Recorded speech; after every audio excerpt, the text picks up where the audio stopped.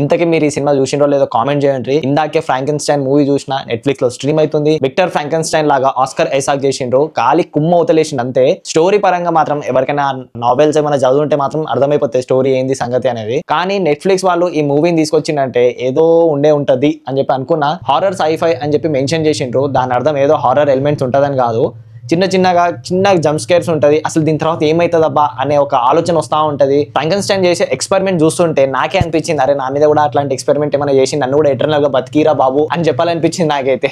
చేసిందంతా బాగానే ఉంటది, కానీ సపరేట్ బాడీ పార్ట్స్ తీసుకొని వాడు ఆ ఎక్స్పెరిమెంట్ చేయడం, ఆ ఎక్స్పెరిమెంట్ సక్సెస్ఫుల్ అవ్వడం చాలా మంచి అనిపించింది. సినిమా మాత్రం త్రూ అవుట్ 2 చాప్టర్స్ ఉంటాయి దీంట్లో. ఒకటి హీరో సైడ్ ఆఫ్ వ్యూ ఉంటది, ఇంకోటి ఏమో మాన్స్టర్ సైడ్ ఆఫ్ వ్యూ ఉంటది, అదే ఆ క్రియేచర్ సైడ్ ఆఫ్ వ్యూ ఉంటది. నేనైతే ఎక్కువ ఆ monster side of view connect అయిపోయినా. నేను అసలు వాడు ఎట్లా పుట్టిండు, ఎట్లా ఏం జరిగింది అనేది అప్పుడప్పుడే తెలుస్తా ఉంటది వాడికి. కానీ హీరో సైడ్ కూడా ఒక రీజన్ ఉంటది. సో అందుకోసమే హీరో కూడా అట్లాంటి అన్ని చేస్తా ఉంటాడు ఎక్స్పెరిమెంట్స్. చిన్నగా ఒక దగ్గర ఎందుకో తేడా కొట్టేసింది నాకు. లైక్ సెకండ్ హాఫ్ లో ఆ థింగ్ ఏదైతే ఉంటుందో నాకు కొంచెం ఆ బ్యూటీ అండ్ ద బీస్ట్ చూస్తున్నట్టు అనిపిస్తుంది. హీరోయిన్ అట్లా ఆ మాన్స్టర్ ను చూసి అడ్మైర్ అవ్వడం అదంతా చూస్తుండే. Beauty and the beast movie ఎవరైనా చూసింటే మాత్రం కామెంట్ చేయండి. అది చూసినట్టు అనిపించింది నాకు ఎందుకో. అప్పుడప్పుడు అట్లాంటి క్రాస్ ఓవర్ జరుగుతూ ఉంటాయి నా మైండ్ లో. ఒకవేళ ఇంకా ఎవరు చూడకపోయి ఉంటే మాత్రం నేను మాత్రం పక్కా రికమెండ్ చేస్తున్నా, ఈ వీకెండ్ కి పక్కా చూడుండ్రి. మంచి సినిమా చూసినాం రా బై అని అనిపిస్తుంది మీకు. Signing off from movie type. జై హింద్.